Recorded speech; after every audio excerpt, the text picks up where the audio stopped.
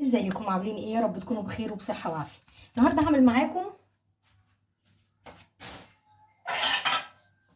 الجمبري المقلي زي بتاع المحلات.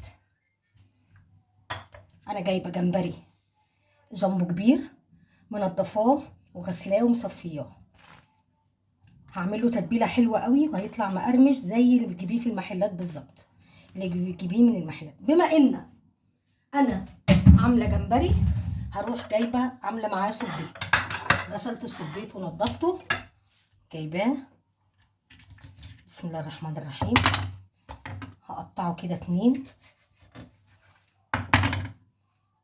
اهو، واشيل الراس دي بس ما بنرميهاش.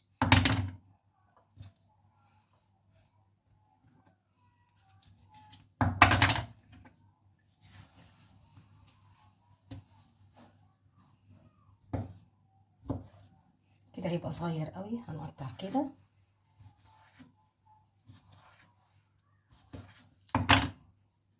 واروح اقسمها 2 كده.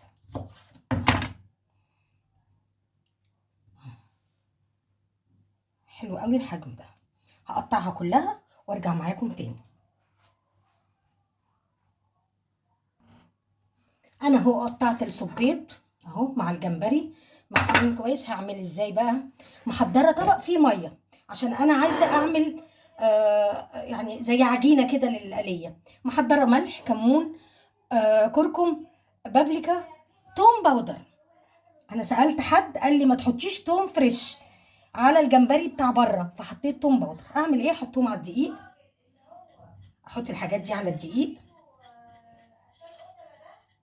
وانزل بيهم على الميه. ممكن احط بيكنج باودر كمان، يعني ممكن احط سنه بيكنج باودر دي من عندي انا، لان بتدي طبعا هشاشه للحاجات، الكفتات والحاجات دي. حبه صغيره جدا اهو. حطينا التوابل بتاعتنا، هنزل على الميه دي. لازم اعمل عجينه زي البانكيك كده.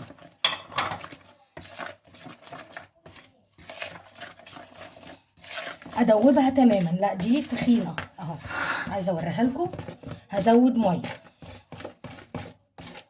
هزود ميه.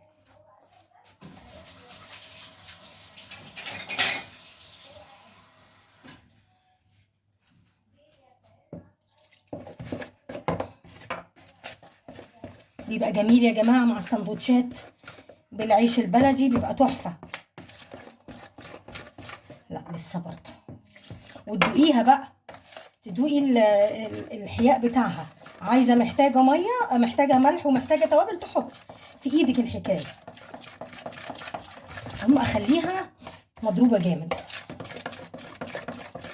لسه في مرحله تانية قبل القلي يعني. لا تخينه قوي. هجيب شويه ميه واجيب المضرب.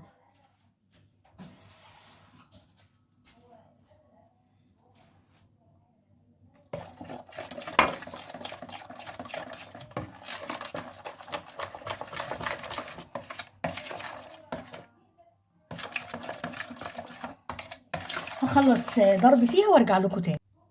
انا عايزه السمك ده، دقته كان محتاج شويه كمون وشويه شطه اهو. هوري لحضرتك بالمعلقه.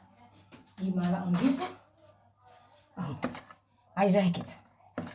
هعمل ايه؟ هحط الجمبري وهحضر تاني دقيق واحط عليه نشا واحط عليه نفس التوابل اللي حطيتها على الخليط ده.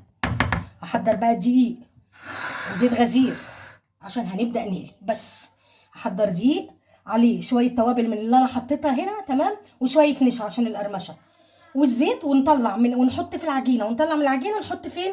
في الدقيق. طبعا كل المراحل دي هوريها لكم. انا كده يا جماعة بحط الجمبري اهو في الخلطة دي، واطلع الدقيق المتبل اللي بالنشا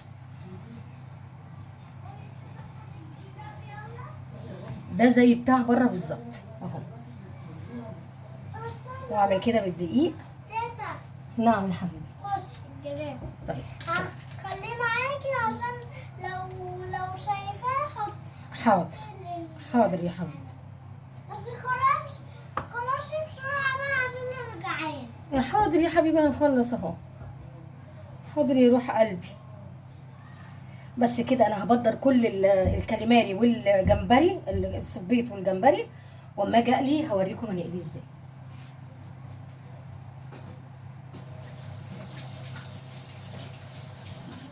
في زيت غزير يا جماعه.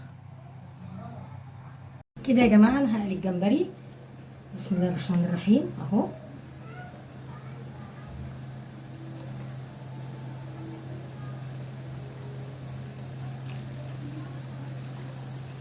وكذلك عملت في الكاليماري اللي هو الصبيط، نفس حطيته في الخلطه وحطيته في الدقيق وهقليه برضه اهو.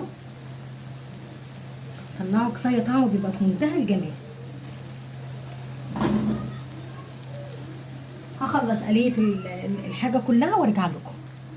يا جماعه عملنا خلاص، قلينا الجمبري والصبيط ومنتهى الجمال اهو، وطعمه مش قادره اقول لكم. يا ريت تجربوا الوصفه وتقولوا لي ان شاء الله لو محتاجين حاجه تقوليها لي اعملها لكم. يا رب الفيديو يعجبكم، ما تنسوناش اللايك والشير والسبسكرايب. دمتم بخير واشوفكم في فيديو جديد.